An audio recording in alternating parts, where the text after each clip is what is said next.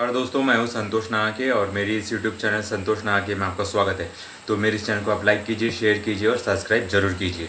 तो आज हम बात करेंगे मतलब तूफ़ान की, जो बंगाल की खाड़ी में पैदा हुआ है।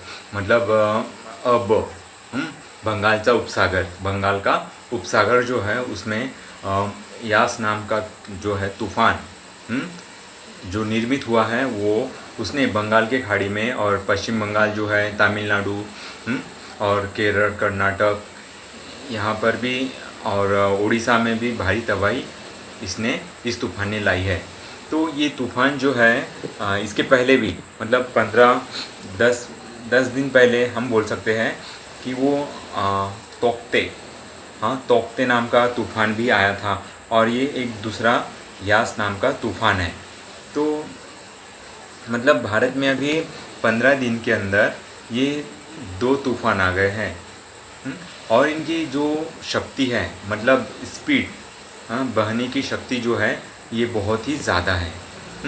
तो ये सब क्यों हो रहा है? तो इसके ऊपर जो साइंटिस्ट हमारे जो है, उन्होंने रिसर्च किया है और उनका कहना है कि ये सब हो रहा है ग्लोबल वार्मिंग की वजह से। ग्लोबल वार्मिंग यानी कि धरती जो है वो गर्म हो रही है। उसके कारण धरती पर बहुत सारी परिवर्तन हो रहे हैं। तो मतलब धरती पे परिवर्तन हो रहे हैं, तो इसका असर हमारी प्रकृति पर भी पड़ रहा है, जो धरती की प्रकृति है। अब देखिए, जैसे कि किसी व्यक्ति को समझिए, किसी व्यक्ति को बुखार आता है तो क्या होता है? उसका शरीर गर्म होता है और फिर शरीर से उसका शरीर गर्म होने के बाद में शरीर का जो पानी है वो भी कम होने लगता है। उसे और दूसरी भी तकलीफ़ें शुरू हो जाती है। तो उसी तरह से धरती जो है वो गर्म हो रही है। अब ये गर्म होने का कारण क्या है? डिफॉरेस्ट्रेशन।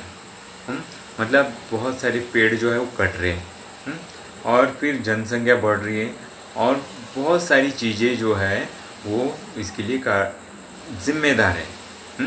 तो ग्लोबल वार्मिंग मतलब अभी आपने सुना होगा कि ये अभी 2-4 दिन पहले, आज की 26 तारीख है, 26/5/2021, तो अभी 5-6 दिन पहले उत्तरी गोलार्ध में 100 से ज़्यादा बड़ा, 100 से ज़्यादा मतलब 127 या उससे ज़्यादा किलोमीटर का हिमखंड यानी बर्फ़ जो की पहाड़ी जो है वो टूटकर अलग हो चुकी है और वो समुद्र में तैर रही है। तो अब वो समझिए कि जैसे एक गिलास में अगर पानी है, उसमें अगर हम कंकड़ पत्थर डालते हैं बड़ा सा, तो क्या होगा? पानी ऊपर आएगा। तो और फिर पानी ऊपर आने से क्या होगा? तबाही आ सकती है। ठीक वैसे ही समुद्र में जो है ये हिमखंड, जो बर्फ़ का पहाड़ है, वो टूट के गिर चुका है। और अब क्या होगा कि समुद्र का जल स्तर जो है वो बढ़ रहा है।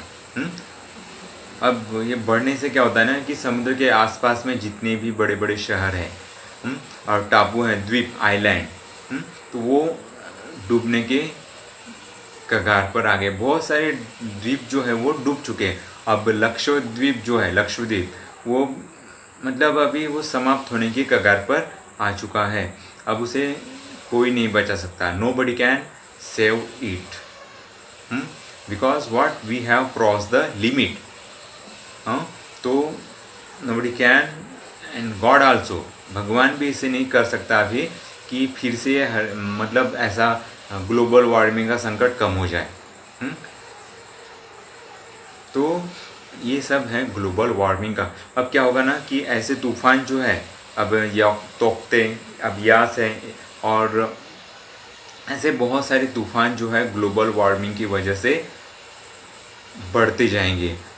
और उसकी जो स्पीड जो है उसका जो है वो 200 के ऊपर, 300 के ऊपर, 400 तक जा सकता है।